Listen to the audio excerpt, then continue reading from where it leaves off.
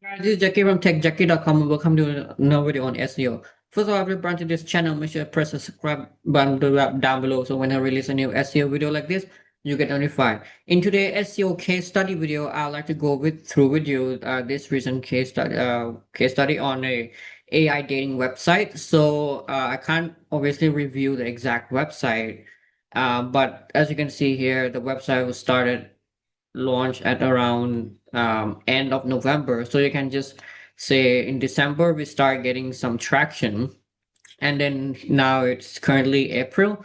So roughly about 4 months around that time. As you can see, we've already been getting 20,000 clicks per in the past 4 months or so. So averaging about 5,000 clicks per month, and the website has been consistently growing here, as you can see here.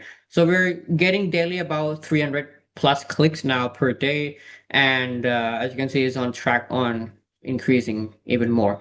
And so in this video, I'll go through with you what I've done with the technical SEO, on-page SEO, and off-page SEO for this website. So without further ado, let's get started. Just to kind of give you a little bit of background here. So like I said, it's an AI dating website. I can't go into detail of what it is, but basically it's a competitive web niche um, with a lot of competitions, and also the keyword volume, the search volume for the keyword is a lot as well, like in the range of 10 50 60K per month, something like that. We haven't ranked for the main keywords yet, but we have already started ranking for many of the relevant topical keywords, supporting keywords. So the first thing that we did with regards to technical SEO, so the client already had a website built. It was just a simple, about 3-4 pages website. So after client came to me, first I had a look at the technical part of the website. First thing was to fix the canonical tag. So what I mean by this is canonical tag, if you don't know what it is, it essentially tells Google what is the main version of URL of your website to get indexed and to rank. So let's say, for example, your home page is let's say your website HTTPS goes with the, let's say, abc.com.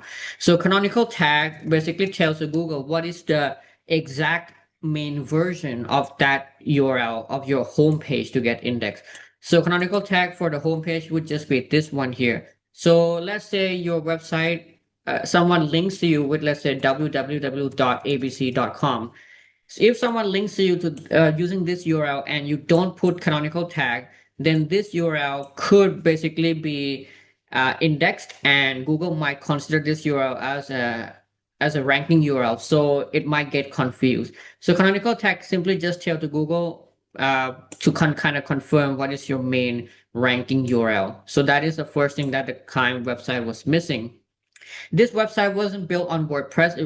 It's a custom built website. So that's why we had to manually implement this canonical tag. Otherwise, if you're already using WordPress and install any of the SEO plugins like Yoast SEO, Rank Math, whatever, the canonical tags are automatically added via the plugin. So you don't have to worry about this.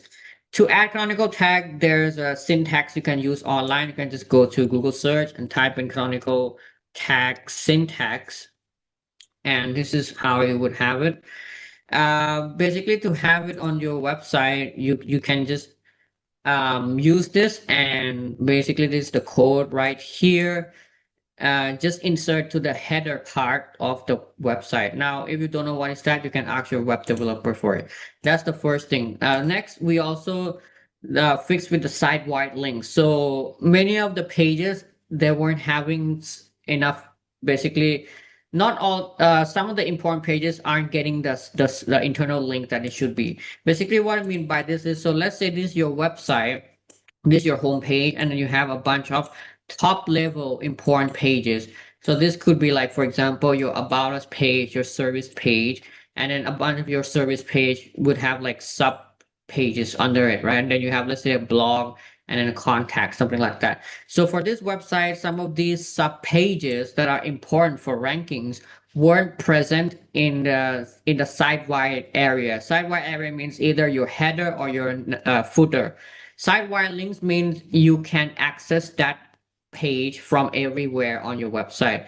So if let's say your page is present as a sub menu on your header, if you're on your contact us page, for example, you'll still be linking to that page from the navigation menu. If you're on your blog page, you'll still be linking to that page. So basically, if you put any of your pages in the header or footer part of your website, it will be considered as site-wide links, means it is linked to from every other page on the website. This is kind of like important because when you put any important page, any page in your site, in your navigation area or footer area, that page will get the maximum internal link.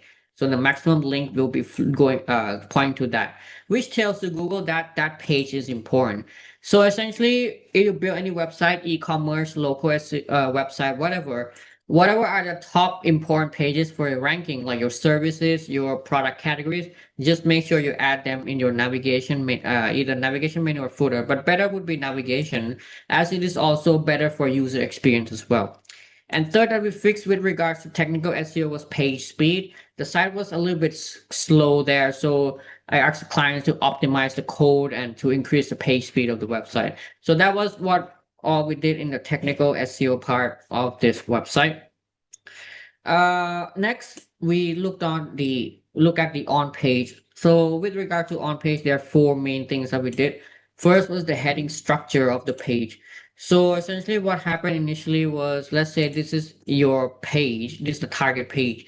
So what it used to have is, there was a banner on the top of the page, and there would be a bunch of, let's say, content around it, and then it was just that. So, and also the header, so the heading, essentially like the H1, H2s and all that, they weren't present. Some of them were, let's say the H2s was used more like for decorations. It wasn't used as properly on the page. So what I fixed was, let's say this is a page, then let's say there's a banner here. First, make sure to have that every page has one H1 on the top. So H heading tag H1 will be present right on the top as much as you can on the page.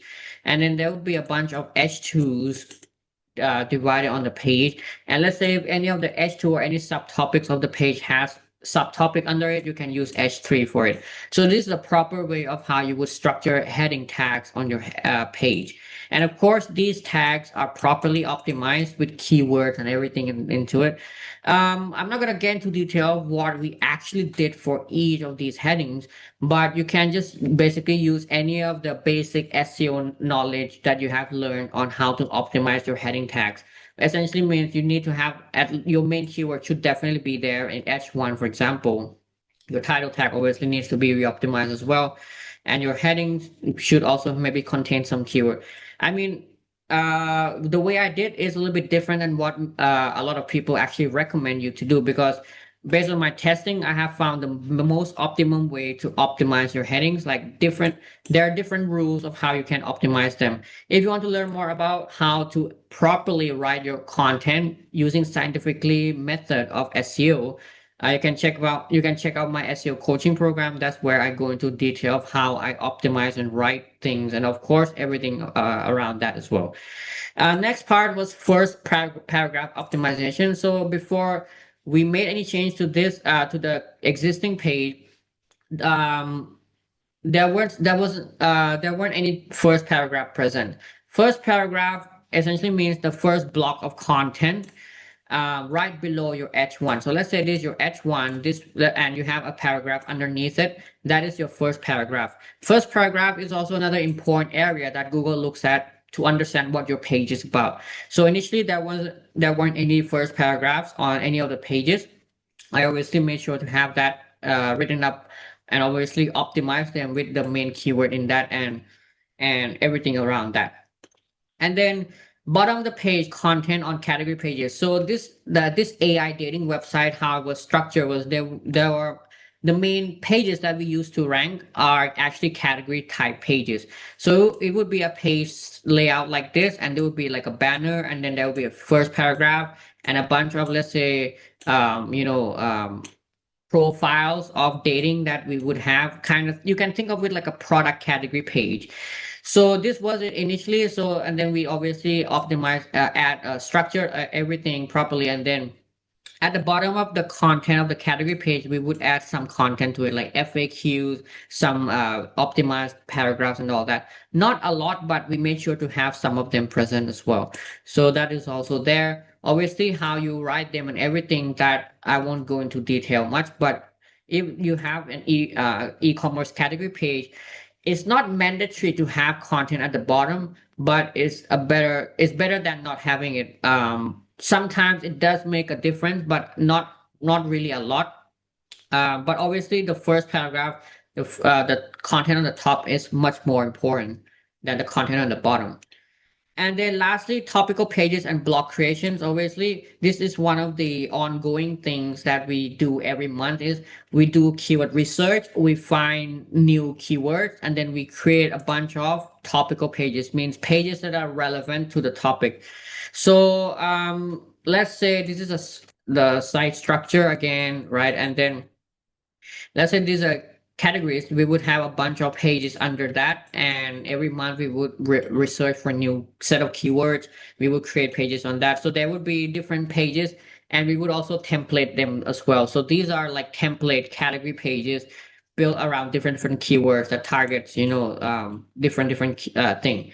And this would have the same templates, like on the top you had H1 and then some paragraphs and then a bunch of products, you can call it like that. And then these are all properly internal link, and we would also rank these pages. So when you actually create a bunch of these pages, first it helps drive additional traffic to your website. The more traffic you can generate through these pages, the more it adds up to the website overall topical authority. So by having content on different on the same topic but on different keywords, and when you supercharge this with traffic with off-page signal, you actually help build up your overall website top to authority. And this is very important. It's not just blogs, but it should be pages in the same intent. Yes, we also created some blogs as well to help drive additional traffic and also add internal links. But you need to also make sure you have enough number of commercial pages or pages belong to the same intent. So let's say your e-commerce website, if you want to rank well for your product categories, you want to rank well for your product pages, you need to be creating a lot of these product pages or product categories. So Google can understand more that what your site is mainly about. If you just publish blogs, then you'll just rank mainly for your blog content pages. And lastly, off-page SEO. Obviously, this is a very competitive niche, very competitive landscape. Off-page SEO is very important. We need to make sure that we come out strong with this. A lot of many of the competitors, pretty much all of them, have very strong off-page signals, especially backlinks power. So that's what we are. This also what we've been kind of working on. Um, so first thing was directory link addition plus affiliate programs. So the first type of link that we try to secure as much as possible was to get our website listed on a bunch of category directory type pages. So there would be a lot of such website directory similar type of website where they would feature a bunch of, let's say, top 10 AI dating sites or online or something like that. So these are like monthly, not all of them are monthly, but we actually need to get our website listed on a bunch of these websites. We research on the competitors, we see where they are all listed on, and then we try to reach out to as many of such websites as possible. But however, these websites, they mostly accept website that provide affiliate programs. So what I recommended the client to do was to open up an affiliate program. So when the website, our AI dating website, open up an affiliate program, these websites start getting interested on our brand and then start listing us on their websites. So this is one part that we incorporate. This is not SEO, but it helps us secure more links organically as well. So this is the first part that we did. Secondly was guest posts and site-wide link rentals. Obviously, we also bought some of the guest posts, high quality backlinks from website mainly with from mainly website with traffic. We also look at where the competitors are getting their links from. We also try to buy from that. Another type of link that we bought was site-wide link rentals. So we would reach out to some of the dating website, maybe some 18 plus website, something like that, and ask them if we could have our website listed on, let's say, in their header or footer. So this would be site-wide links. Means that our link will be added, let's say, in the header area, and it will be present on every page on their website. These are all monthly rental links, so we pay them every month just to have our links placed and locked in those positions. This also this type of links are very it's not the type of link that many of you need unless you actually work in more like a very competitive space, like let's say gambling. A lot of gambling website also use this type of link a lot, where they reach out to um, other website in similar niches. Let's say, for example, sports niche, something like that, and then they ask them for a monthly link on, let's say, their footer or their header, and those are very powerful links, of course. This also works very well too. And lastly was viral traffic campaigns. So throughout the period of working on this website, I also been sending viral traffic, or significant amount of traffic to different pages periodically to help give additional push to the rankings. So some of the keywords that were ranking on page 2, page 3, I would send traffic to those pages, and they would jump to page 1, and they would get more clicks. And then I would do this, regularly on not on a daily basis, but from time to time to different pages to help give additional positive signals to the website.